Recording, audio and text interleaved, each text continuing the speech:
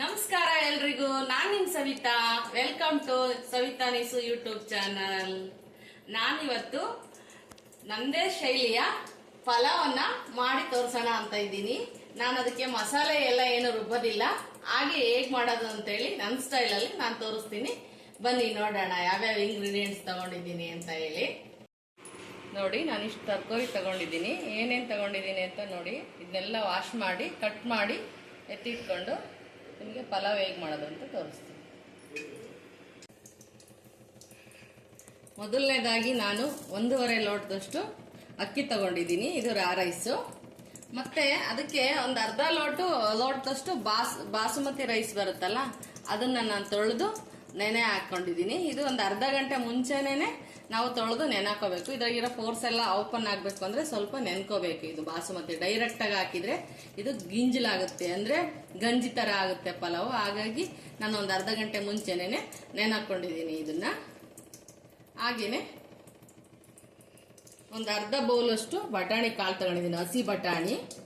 3 carrot ಅನ್ನ ಹೆಚ್ಕೊಂಡಿದ್ದೀನಿ. ಹಾಗೆ ಒಂದು 10-12 ಬೀನ್ಸ್ ಅನ್ನು ಕೂಡ ಕಟ್ ಮಾಡ್ಕೊಂಡಿದ್ದೀನಿ. ಹಾಗೆ ಒಂದು ಮೀಡಿಯಂ ಸೈಜ್ನ ಟೊಮೊಟೊನ ಕಟ್ ಮಾಡ್ಕೊಂಡಿದ್ದೀನಿ. 2 ಈರುಳ್ಳಿ ತಗೊಂಡಿದ್ದೀನಿ. 1 ಆಲೂಗಡ್ಡೆಯನ್ನ ತಗೊಂಡಿದ್ದೀನಿ. ಒಂದು 10 ಹಸಿಮೆಣಸಿನ್ಕಾಯಿ. ಖಾರ ಎಷ್ಟಿರುತ್ತೆ ನಿಮ್ಮನೆ ಮೆಣಸಿನ್ಕಾಯಿ ತಂದಿರೋದು ಅನ್ನೋದ್ರ ನೋಡಿ ಹಾಕೋಬೇಕು. ನಮಗೊಂದು ಸ್ವಲ್ಪ ಸ್ಟ್ರಾಂಗ್ ಆಗಿ ಇರಬೇಕು, ಹಂಗಾಗಿ ಸ್ವಲ್ಪ ಅಂದ್ರೆ ಖಾರವಾಗಿ ಇರಬೇಕು. ಅದಕ್ಕೋಸ್ಕರ ನಾನು 10 ಹಸಿಮೆಣಸಿನ್ಕಾಯಿ ತಗೊಂಡಿನಿ. ಇವು ಅಷ್ಟಾಗಿ ಖಾರ ಇರಲಿಲ್ಲ, ಹಾಗಾಗಿ ನಿಮಗೆ ಎಷ್ಟು ಬೇಕು ಖಾರ ನಿಮ್ಮ ಮನೆಗೆ ಅಂತೇಳಿ ಅವರು ಅಷ್ಟನ್ನ ಯೂಸ್ ಮಾಡ್ಕೊಳ್ರಿ. ಹಾಗೆ ಒಂದು ಬೌಲು ಕೊತ್ತಂಬರಿ ಸೊಪ್ಪು ಕೂಡ ತಗೊಂಡಿದ್ದೀನಿ. ಮತ್ತೆ ಒಂದು 3 ಇಂಚಷ್ಟು ಶುಂಠಿನ ನಾನು ಪೇಸ್ಟ್ ಮಾಡ್ಕೊಂಡಿಲ್ಲ, ತುರಿದಿಟ್ಕೊಂಡಿದ್ದೀನಿ. ಹಾಗೆ ಒಂದು 3 ಗಡ್ಡೆ ಬೆಳ್ಳುಳ್ಳಿನ, ಇದು ನಾಟಿ ಬೆಳ್ಳುಳ್ಳಿ, ಇದನ್ನ ಜಜ್ಕೊಂಡು ಇಟ್ಕೊಂಡಿದ್ದೀನಿ. ಅದಕ್ಕೆ ನಾನು 2 ಟೇಬಲ್ ಸ್ಪೂನ್ ನಾನೇ ಮಾಡಿರ್ತಕ್ಕಂಥ ಪಲಾವ್ ಮಸಾಲ ಪುಡಿನ ತಗೊಂಡಿದ್ದೀನಿ. ಹಾಗೆ ಒಂದು ಅರ್ಧ ಟೇಬಲ್ ಸ್ಪೂನು ಅಚ್ಕಾರದ ಪುಡಿನೂ ಕೂಡ ತಗೊಂಡಿದ್ದೀನಿ ರುಚಿಗೆ. ನಾನು ಮಸಾಲೆನ ಯಾವುದೇ ತರದ್ದು ರುಬ್ಬಿ ಹಾಕ್ತಾ ಇಲ್ಲ, ಹಾಗೆ ಡೈರೆಕ್ಟ್ ಆಗಿ ಯೂಸ್ ಮಾಡಿ ನಾನು ಮಾಡ್ತೀನಿ. ಅದಕ್ಕೆ ಪಲಾವ್ ಎಲೆ ಕೂಡ ಒಂದು 3 ತಗೊಂಡಿದ್ದೀನಿ. ರುಚಿಗೆ ತಕ್ಕಷ್ಟು ಉಪ್ಪು ತಗೊಂಡಿದ್ದೀನಿ. ನಾನು ಪಲಾವ್ಗೆ ತುಪ್ಪನ ಬಳಸ್ತೀನಿ ಎಣ್ಣೆ ಜೊತೆಗೆ, ಅದು ಸಾಫ್ಟ್ನೆಸ್ ಬರುತ್ತೆ, ಉದುದ್ರಾಗಿ ಚೆನ್ನಾಗಿರುತ್ತೆ ತಿನ್ನೋದಕ್ಕೆ ಅಂತೇಳಿ. ಹಾಗೇನೆ ನಾನು ಇದಕ್ಕೆ ಒಂದು ಮೊಸರು ಬಜ್ಜಿ ಅಥವಾ ರಾಯ್ತ ಅಂತಾನು ಹೇಳ್ತೀವಿ, ಅದನ್ನ ನಾನು ರೆಡಿ ಮಾಡ್ತೀನಿ. ಅದಕ್ಕೆ ಒಂದು ಅರ್ಧ ಲೀಟರ್ ಅಷ್ಟು ಮೊಸರನ್ನ ತಗೊಂಡಿದ್ದೀನಿ. 1 ಟೊಮೆಟೊ ತಗೊಂಡಿದ್ದೀನಿ. 1 ಈರುಳ್ಳಿ ಚಿಕ್ಕದಾಗಿ ಕಟ್ ಮಾಡಿ ಇಟ್ಕೊಂಡಿದ್ದೀನಿ. ನಾನು ಇದಕ್ಕೆ ಮೆಣಸಿನ್ಕಾಯಿ ಹಾಕಲ್ಲ, ಮೆಣಸಿನ ಪುಡಿ ತಗೊಂತೀನಿ. ಒಂದು ಅರ್ಧ ಟೇಬಲ್ ಸ್ಪೂನು ಮೆಣಸಿನ ಪುಡಿ ತಗೊಂತೀನಿ. ಹಾಗೆ ರುಚಿಗೆ ತಕ್ಕಷ್ಟು ಉಪ್ಪು ಕೂಡ ಹಾಕ್ತೀನಿ. ಇದು ಮೊಸರು ಬಜ್ಜಿಗೆ ಮಾಡ್ಕೊಂಡಿರ್ತಕ್ಕಂಥ ಇಂಗ್ರೀಡಿಯೆಂಟ್ಸ್. ನಾನಿವಾಗ ಕುಕ್ಕರ್ ಇಟ್ಟಿದ್ದೀನಿ ಸ್ಟವ್ ಮೇಲೆ. ಇವಾಗ ಇದಕ್ಕೆ ಆಯಿಲ್ ಮತ್ತು ತುಪ್ಪವನ್ನು ಹಾಕ್ತೀನಿ. ಒಂದು 4 ಟೇಬಲ್ ಸ್ಪೂನು ಆಯಿಲ್ ಹಾಕೊಂತೀನಿ.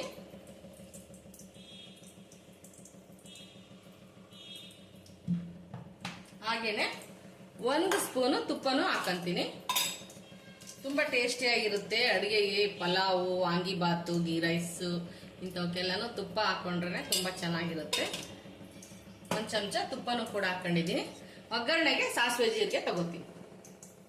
ಎಣ್ಣೆ ಬಾಯ್ಲಾಗ್ಲಿ.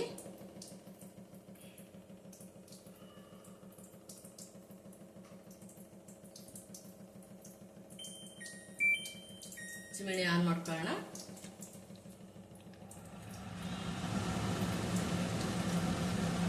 ಹಾಕೊಂತೀನಿ. ಹಾಗೆ ಜೀರಿಗೆನ ಹಾಕೊಂತೀನಿ ಸ್ವಲ್ಪ.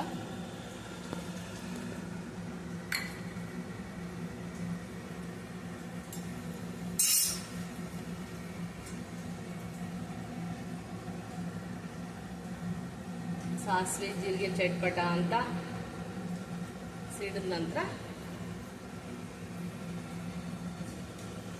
ಪಲಾವ್ ಎಲೆ ಹಾಕೊಳ್ಳೋಣ. ನನ್ನ ಫ್ರೆಂಡ್ಸು ಎಲ್ರು ನನ್ನ ಪಲಾವ್ ತುಂಬಾ ಚೆನ್ನಾಗಿ ಮಾಡ್ತೀಯ ಸವಿತಾ ಅಂತ ಕಮೆಂಟ್ಸ್ ಬಹಳ ದಿನಗಳಿಂದನೇ ಕೊಟ್ಟಿದ್ದಾರೆ ನನಗೆ. ಸ್ಪೆಷಲ್ ಅಂದ್ರೆ ನಾನ್ ವೆಜ್ ತಿನ್ನೋರು ಕೂಡ ನನ್ನ ಪಲಾವ್ ನೋಡಿ ನಮ್ ಬಿರಿಯಾನಿ ಆಗಿದೆಯಲ್ಲ ಸವಿತಾ, ನಿಮ್ ಪಲಾವ್ ತುಂಬಾ ಚೆನ್ನಾಗಿದೆ ಕಣಮ್ಮ ಅಂತ ಹೇಳಿ ತುಂಬಾ ಹೊಗಳ್ತಾರೆ. ನಾನು ಯಾಕಂದ್ರೆ ಮಸಾಲೆನ ರುಬ್ಬೋದಿಲ್ಲಲ್ಲ, ಹಂಗೆ ಡೈರೆಕ್ಟ್ ಆಗಿ ಮಾಡ್ತೀನಿ, ತುಂಬಾ ಚೆನ್ನಾಗಿ ಬಂದಿರುತ್ತೆ. ಕಮೆಂಟ್ಸ್ಗಳೆಲ್ಲ ಕೇಳಿ ನನಗೆ ಖುಷಿ ಆಗಿದೆ. ಹಾಗೆ ಒಂದ್ಸರಿ ತೋರ್ಸೋಣ ಅಂತ ಹೇಳಿ ನಿಮ್ಗೂ ಕೂಡ ಟ್ರೈ ಮಾಡಿ ತೋರಿಸ್ತಾ ಇದ್ದೀನಿ ನಾನು. ನೀವು ಮಾಡಿ ನೋಡಿ ಹೇಗೆ ಬರುತ್ತೆ ಅಂತೇಳಿ. ಹಾಗೇನೆ ನನ್ನ ಯೂಟ್ಯೂಬ್ ಚಾನಲ್ನ ಸಬ್ಸ್ಕ್ರೈಬ್ ಆಗದೆ ಇರೋರು ಮತ್ತೆ ಹೊಸದಾಗಿ ಆಗ್ತಾ ಇರೋರು ಎಲ್ಲರಿಗೂ ಕೂಡ ಧನ್ಯವಾದಗಳು. ಆದಷ್ಟು ಸಬ್ಸ್ಕ್ರೈಬ್ ಮಾಡ್ಕೊಳ್ಳಿ, ಎಲ್ಲನೂ ಬೆಲ್ ಐಕಾನ್ ಬಟನ್ನ ಒತ್ಕೊಳ್ಳಿ. ನಾನು ಮಾಡೋ ವಿಡಿಯೋ ಎಲ್ಲ ನಿಮಗೆ ತಲುಪುತ್ತೆ ಆದಷ್ಟು ಬೇಗನೆ. ಎಲ್ಲರೂ ಸಪೋರ್ಟ್ ಮಾಡಿ ನನಗೆ. ಇನ್ನು ಏನಾದರೂ ನಿಮಗೆ ಬೇಕು ಮಾಡಿ ತೋರಿಸ್ಬೇಕು ಅಂದರೆ ಕಮೆಂಟ್ ಬಾಕ್ಸಲ್ಲಿ ಕಮೆಂಟನ್ನು ಹಾಕಿ ದಯವಿಟ್ಟು ಸಬ್ಸ್ಕ್ರೈಬ್ ಮಾಡ್ಕೊಳ್ಳಿ ಎಲ್ಲರೂ. ಇವಾಗ ಪಲಾವ್ ಎಲೆ ಹಾಕೋಣ. ಜೊತೆಗೆ ಫಸ್ಟು ಮೆಣಸಿನ್ಕಾಯಿನೇ ಹಾಕ್ಬೇಕು ನಾವು. ಅದು ಚೆನ್ನಾಗಿ ಫ್ರೈ ಆಗಿ ಅದು ರುಚಿ ಬಿಟ್ಕೊಂಡ್ಮೇಲೆ ಎಲ್ಲ ಒಂದೊಂದೇ ತರಕಾರಿನ ಸೇರಿಸ್ತಾ ಹೋಗೋಣ. ಇವಾಗ ಪಲಾವ್ ಎಲೆ ಹಾಕಿದೆ. ನೆಕ್ಸ್ಟು ನಾನು ಹಸಿಮೆಣಸಿನ್ಕಾಯಿ, ನಾನು ಈ ಥರ ಯಾಕೆ ಮೆಣಸಿನ್ಕಾಯಿ ಹಚ್ತೀನಿ ಅಂತ ಹೇಳಿ ನಾನು ಹಿಂದಿನ ವಿಡಿಯೋಗಳಲ್ಲಿ ಹೇಳಿದ್ದೀನಿ ನಾನು. ಯಾಕೆ ಅಂತ ಹೇಳಿದರೆ ಇದರಲ್ಲಿ ಬೀಜಗಳಿರುತ್ತಲ್ಲ, ಆ ಓಪನ್ ಮಾಡಿದರೆ ಎಲ್ಲ ಹಿಡಿದ್ಬಿಟ್ಟು ಅದೆಲ್ಲನೂ ಒಳಗೆ ಸ್ಪ್ರೆಡ್ ಆಗಿಬಿಡುತ್ತೆ. ಈ ಥರ ಕಟ್ ಮಾಡಿದರೆ ಮೆಣಸಿನ್ಕಾಯಿ ಮಾತ್ರ ಫ್ರೈ ಆಗಿರುತ್ತೆ, ಅದು ಒಳಗೇನೆ ಇರುತ್ತೆ. ಆಗ ಗ್ಯಾಸ್ಟ್ರಿಕ್ ಕೂಡ ಜಾಸ್ತಿ ಆಗೋದಿಲ್ಲ. ಮೆಣಸಿನ್ಕಾಯಿನ ಪಕ್ಕಕ್ಕೆ ಎತ್ತಿಟ್ಟು ಕೂಡ ತಿನ್ಬೋದು ಅಂತೇಳಿ ನಾನು ಈ ಥರ ಗುಂಡಾಗಿ ಹೆಚ್ಚ್ತೀನಿ. ಬೀನ್ಸ್ ಯಾವ ಥರ ಹೆಚ್ಚಿವೋ ಆ ಥರ ಮೆಣಸಿನ್ಕಾಯಿನ ಹೆಚ್ಚ್ತೀನಿ. ನನಗೆ ಅದೇ ಯಾವಾಗಲೂ ಅಭ್ಯಾಸ. ಇವಾಗ ಈರುಳ್ಳಿ ಹಾಕೊಳ್ಳೋಣ.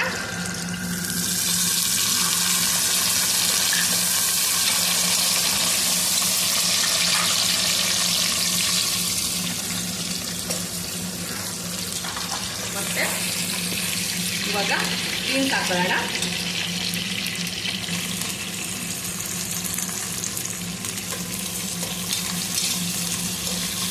ಸ್ವಲ್ಪ ಹಾಕಿ ಒಂದೊಂದು ನಿಮಿಷ ಎಲ್ಲ ತರಕಾರಿಗಳು ಫ್ರೈ ಆದ ನಂತರ ಒಂದೊಂದನ್ನೇ ಸೇರಿಸ್ಕೋಬೇಕು. ನೀರಿನಂಶ ಎಲ್ಲ ಅದು ಎಣ್ಣೆ ಇಟ್ಕೋಬೇಕು. ಚೆನ್ನಾಗಿ ಫ್ರೈ ಆದಷ್ಟು ಪಲಾವ್ ಚೆನ್ನಾಗಿ ಬರುತ್ತೆ. ಇವಾಗ ಕ್ಯಾರೆಟ್ ಹಾಕೋತೀನಿ.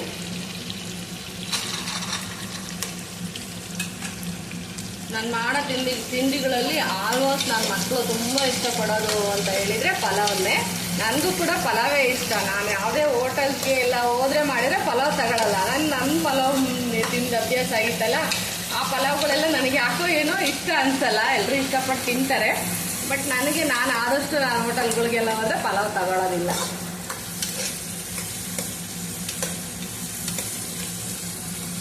ಒಂದು ಆಲೂಗಡ್ಡೆ ತಗೊಂಡಿದ್ದೀನಿ, ಅದನ್ನು ಕೂಡ ಹಾಕ್ತಾ ಇದ್ದೀನಿ ನೋಡಿ.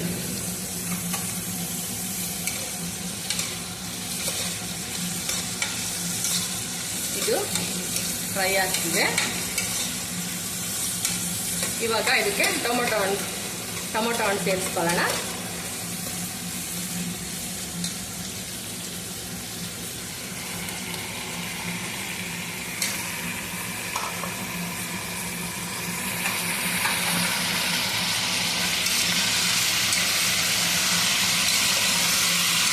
ಪಲಾವ್ಗೆ ತುಂಬ ತರಕಾರಿ ಇದ್ದೇ ಚೆನ್ನಾಗಿ, ತುಂಬ ಬಾಯಿಗೆ ಅನ್ನದ ಜೊತೆಗೆ ತರಕಾರಿಗಳು ಹೆಚ್ಚೆಚ್ಚಾಗಿ ಸಿಕ್ಕರೆ ಅದೊಂಥರ ಟೇಸ್ಟು ಮಜವಾಗಿರುತ್ತೆ. ಹಂಗಾಗಿ ತುಂಬ ತರಕಾರಿ ಹಾಕಿ ಮಾಡಬೇಕು, ಹಂಗಾದ್ರೆ ತುಂಬ ಚೆನ್ನಾಗಿರುತ್ತೆ. ಈ ಟೊಮೊಟೊ ಹಣ್ಣು ಚೆನ್ನಾಗಿ ಬೇಯಬೇಕು ಅಂತಂದರೆ ನಾವು ಸ್ವಲ್ಪ ಉಪ್ಪನ್ನು ಸೇರಿಸಿ ಮತ್ತು ಅರಿಶಿನ ಪುಡಿಯನ್ನು ಹಾಕ್ಕೊಂಡ್ರೆ ಬೇಗ ಟೊಮೊಟೊ ಸ್ಮ್ಯಾಶ್ ಆಗುತ್ತೆ.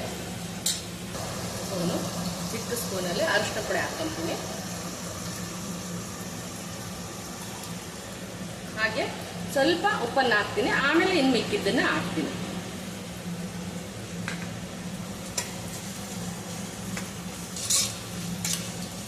ಇವಾಗ ಇದಕ್ಕೆ ಬಟಾಣಿ ಸೇರಿಸ್ತೀನಿ. ಇದು ಹಸಿ ಬಟಾಣಿ ತಂದು ಸುಲಿದೆತ್ತಿಟ್ಕೊಂಡಿರ್ತೀನಿ ನಾನು.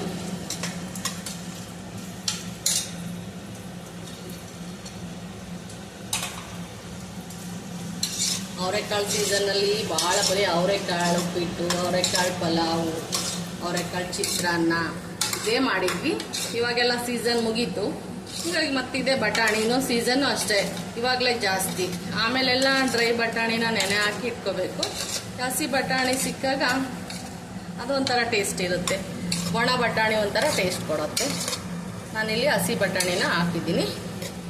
ಸ್ವಲ್ಪ ಇದು ಫ್ರೈ ಆಗಲಿ, ನೀರಿನಂಶ ಎಲ್ಲ ಹೋಗಲಿ, ಆಮೇಲೆ ಏನೇನು ಆ್ಯಡ್ ಮಾಡೋದು ಹೇಳ್ತೀನಿ ನಾನು ನಿಮಗೆ. ಅಷ್ಟರೊಳಗೆ ನಾನು ಅಕ್ಕಿನ ತೊಳ್ಕೊತೀನಿ. ಆಗಲೇ ಬಾಸುಮತಿ ರೈಸ್ನ ನಾನು ತೊಳೆದು ಅರ್ಧ ಗಂಟೆಗೂ ಮುಂಚೆ ನೆನೆ ಇಟ್ಟಿದ್ದೀನಿ. ಈ ನಮ್ಮ ಊಟ ಮಾಡೋ ರೈಸ್, ದಿನನಿತ್ಯ ಬಳಸೋ ರೈಸ್ನ ತೊಳೆದು ಎತ್ತಿಟ್ಕೊತೀನಿ. ಇವಾಗ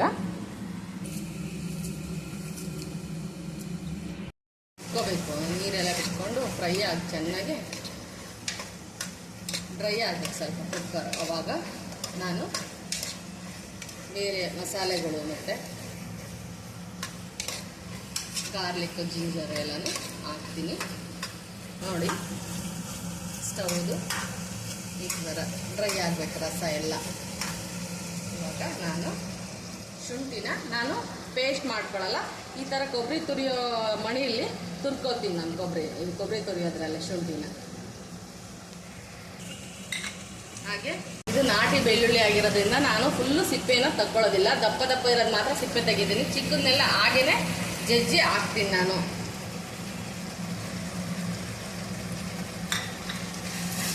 ಸ್ವಲ್ಪ ಫ್ರೈ ಮಾಡ್ಕೊಳ್ಳೋಣ. ಎಲ್ಲ ಸೇರಿಸ್ತೀನಿ. ಉಪ್ಪು ಆವಾಗಲೇ ಸ್ವಲ್ಪ ಟೊಮೆಟೊಗೆ ಟೊಮೊಟೊ ಹಾಕಿದಾಗ ಈಗ ಇನ್ನು ಉಳಿದ ಉಪ್ಪನ್ನ ಹಾಕ್ತಾ ಇದ್ದೀನಿ. 2 ಟೇಬಲ್ ಸ್ಪೂನ್ ಹಾಕ್ತಾ ಇದ್ದೀನಿ ನಾನು. 2 ಲೋಟ ಅಕ್ಕಿ ತಗೊಂಡಿರೋದು, 1.5 ಲೋಟ ಈ ನಾನು ದಿನನಿತ್ಯ ಬಳಸೋರು ಆ ರೈಸ್ ತೊಗೊಂಡಿದ್ದೀನಿ. ಮತ್ತು ಅರ್ಧ ಲೋಟದಷ್ಟು ಬಾಸುಮತಿ ರೈಸ್ನು ಕೂಡ ನಾನು ಬಳಸಿದ್ದೀನಿ. ಅದಕ್ಕೆ 2 ಚಮಚ ಉಪ್ಪು ತಗೊಂಡಿದ್ದೀನಿ. ಬಾಸುಮತಿ ರೈಸ್ ಜಾಸ್ತಿ ಹಾಕಿದರೆ ಮದ ಅನಿಸುತ್ತೆ, ಪಲಾವ್ ತಿನ್ನು ರುಚಿಯಾಗೇನೋ ಇರುತ್ತೆ. ಆ ರುಚಿಗೆ ನಾವು ಒಂದು ಸ್ವಲ್ಪ ಜಾಸ್ತಿ ತಿನ್ನಬೇಕು ಅಂದರೆ ಆಗೋದಿಲ್ಲ.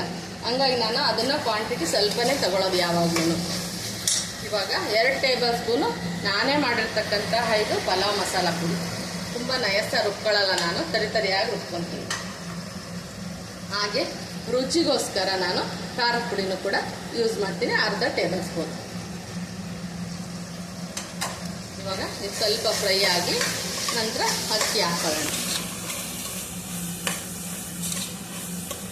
ಈ ಥರ ಗ್ರೇವಿ ಚೆನ್ನಾಗಿ ಫ್ರೈ ಆಗಿ ಡ್ರೈ ಆಗಬೇಕು.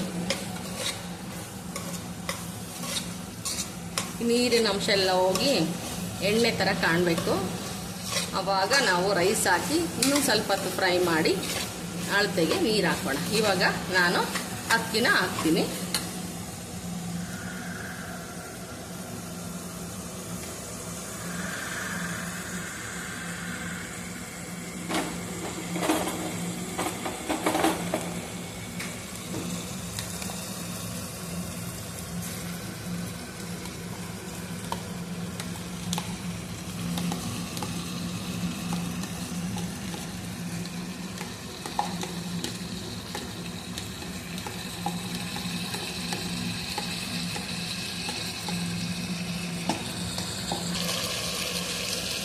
ಇವಾಗ ಈ ರೈಸ್ ಹಾಕೋಣ, ರಾ ರೈಸ್.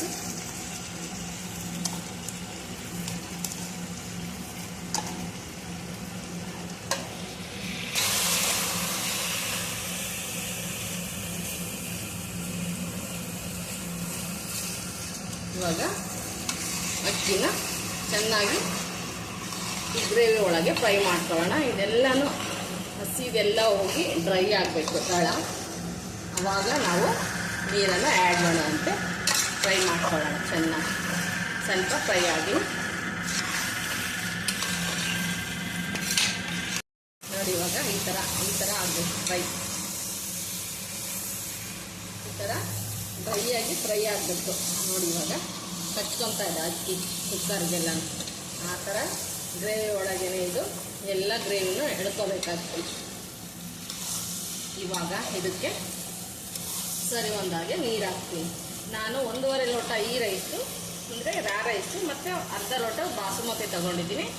ಅದಕ್ಕೆ 1 ಲೋಟಕ್ಕೆ 1/4 ಲೋಟದಂಗೆ ಅಂದರೆ 2 ಲೋಟಕ್ಕೆ ನಾನು 4.25 ಇಂದ 5 ಲೋಟ ನೀರು ಹಾಕ್ಕೊತಾ ಇದ್ದೀನಿ. ಸಾಫ್ಟಾಗಿ ಉದುರಾಗಿ ಬೇಕು ಅಂದರೆ 1 ಲೋಟಕ್ಕೆ 2 ಲೋಟ ಸಾಕು. ನಾನು ಸ್ವಲ್ಪ ಸಾಫ್ಟಾಗಿ ಇರಬೇಕು, ತುಂಬ ಉದುರಾಗಿರೋದು ಬೇಡ ಅಂತೇಳ್ಬಿಟ್ಟು ಸ್ವಲ್ಪ ಒಂದು ಅರ್ಧ ಲೋಟ ನೀರನ್ನು ಹೆಚ್ಚಿಸ್ಕೊತೀನಿ. ನೀವು ತುಂಬ ಉದುರಾಗಿರೋ ಇಷ್ಟಪಡ್ತಾರೆ ಕೆಲವರು, ಆ ಥರ ಇರೋರು ಲೋಟಕ್ಕೆ 2 ಲೋಟ ಹಾಕ್ಕೊಳ್ರಿ ಮೆಜರ್ಮೆಂಟ್ ನೀರು, ಅದು ತುಂಬ ಚೆನ್ನಾಗಿ ಬರುತ್ತೆ. ಇವಾಗ ನಾನು ನೀರನ್ನು ಆ್ಯಡ್ ಮಾಡ್ತೀನಿ ನೋಡ್ರಿ.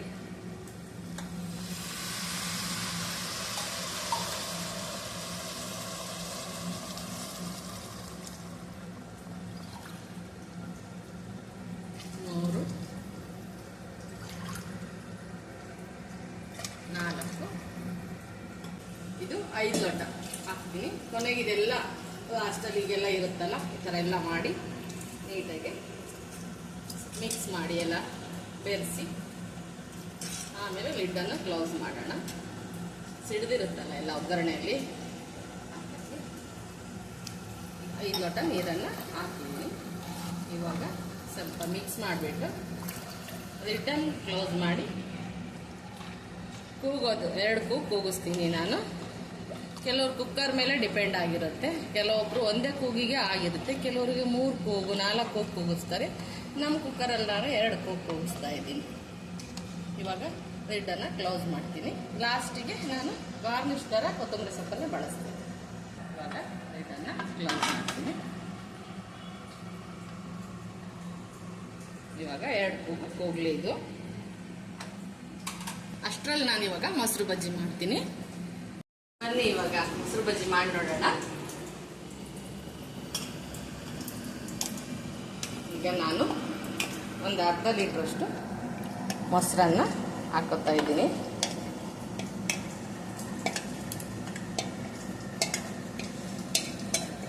ನಾನು ಮೊಸರನ್ನ ಪಾಕೆಟಲ್ಲಿ ತಗೊಳ್ಳೋದಿಲ್ಲ. ಪಾಕೆಟ್ ಮೊಸರನ್ನ ನಾನೇ ಹಾಲು ತಗೊಂಡು ಖುದ್ದಾಗಿ ಕಾಯಿಸಿ ಮಾಡಿಕೊಂಡೆ ನಾನು ಮೊಸರು ಯೂಸ್ ಮಾಡೋದು. ನನಗೆ ರೆಡಿ ಮೊಸರು ಅಷ್ಟೊಂದಾಗಿ ಇಷ್ಟ ಆಗೋದಿಲ್ಲ, ಹಾಗಾಗಿ ನಾನೇ ಮಾಡ್ಕೊತೀನಿ ಮೊಸರು. ಸ್ವಲ್ಪ ಇದನ್ನ ಕಲ್ತ್ಕೊಳ್ಳೋಣ. ಇದಕ್ಕೆ ಟೊಮೆಟೊ ಹಾಕ್ತಾಯಿದ್ದೀನಿ 1, ಆಮೇಲೆ 1 ಈರುಳ್ಳಿ, ಸ್ವಲ್ಪ ಕೊತ್ತಂಬರಿ ಸೊಪ್ಪು, ಹಾಗೆಯೇ ಸ್ವಲ್ಪ ಮೆಣಸಿನ ಪುಡಿ ಹಾಕ್ತಾಯಿದ್ದೀನಿ. ಮೊಸರು ಮಜ್ಜಿಗೆ ಇದೇನೇ ನಾವು ಪದಾರ್ಥ ಮಾಡಿದ್ರು ಸ್ವಲ್ಪ ಮೆಣಸನ್ನು ಹಾಕಿದರೆ ಶೀತ ಹೊಡೆಯುತ್ತೆ ಅಂತೇಳಿ ನಾನು ಆದಷ್ಟು ಎಲ್ಲ ಮೊಸರು ಏನು ಕರಾವಿನ ಐಟಮ್ ಏನು ಮಾಡಿದ್ರು ನಾನು ಅದಕ್ಕೆ ಮೆಣಸನ್ನು ಯೂಸ್ ಮಾಡ್ತೀನಿ. ಹಾಗೆ ರುಚಿಗೆ ಸ್ವಲ್ಪ ಉಪ್ಪು ಇದೆಲ್ಲ ಹಾಕಿ ಮಿಕ್ಸ್ ಮಾಡೋಣ. ಇವಾಗ ಇಷ್ಟೇ ಮೊಸರು ಬಜ್ಜಿ. ಇದಕ್ಕೆ ಸೌತೆಕಾಯಿ ಹಾಕಬೇಕಿತ್ತು, ಅದು ಇವತ್ತು ತರಕಾರಿ ಒಳಗೆ ತರೋದನ್ನು ಮರೆತುಬಿಟ್ಟಿದ್ದೀವಿ.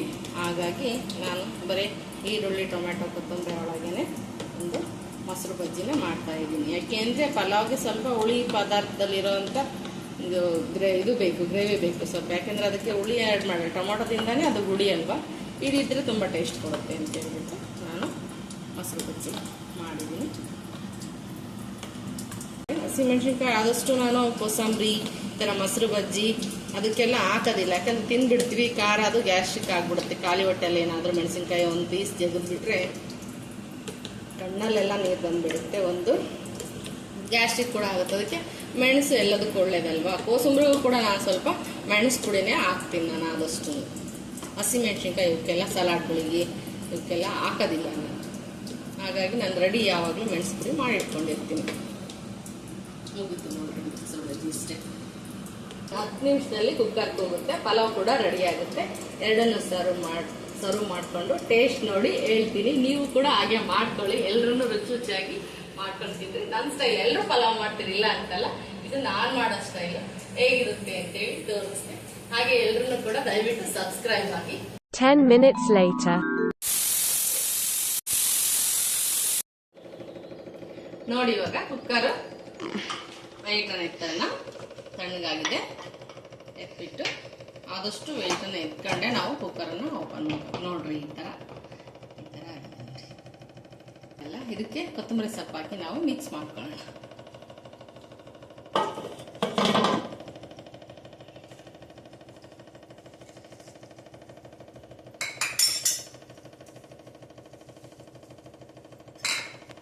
ನಾನು ಸ್ವಲ್ಪ ಸಾಫ್ಟ್ ಆಗಿರಲಿ ಅಂತೇಳಿ ಒಂದು ಅರ್ಧ ಗ್ಲಾಸ್ ನೀರನ್ನು ಜಾಸ್ತಿ ಹಾಕಿದ್ದೆ. ನೀವು ಉದುದ್ರಾಗಬೇಕು ಅಂತ ಹೇಳಿದರೆ ನೀರನ್ನು ನೋಡಿ ಹಾಕೊಳ್ಳಿ. 2 ಲೋಟ ಹಾಕೊಳ್ರಿ, 1 ಲೋಟ ಹಾಕಿ. ಇದು ಆರಿದ ಮೇಲೆ ಇನ್ನೂ ಇದೇನೆ ಉದುದ್ರಾಗ್ಬಿಡುತ್ತೆ.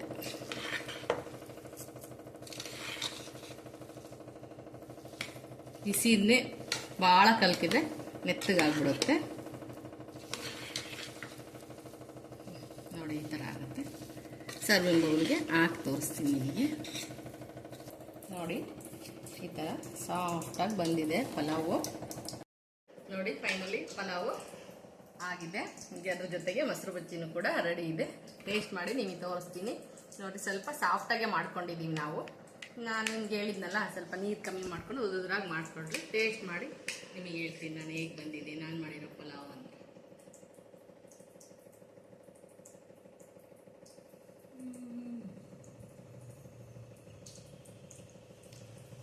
ಹಾಗೆ ಮೊಸರು ಬಜ್ಜಿ ಹಾಕೊಂಡು ಸ್ವಲ್ಪ ಟೇಸ್ಟ್ ಮಾಡಿ ಹೇಳ್ತೀನಿ.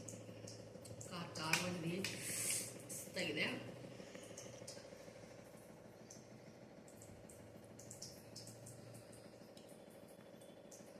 ತುಂಬ ಚೆನ್ನಾಗಿದೆ. ಮಾಡಿ ನೋಡಿ, ತಿಂದು ನೋಡಿ, ಹಾಗೆ ನನಗೆ ಕಮೆಂಟು ಕೂಡ ಹೇಳಿ. ಬಾಯ್.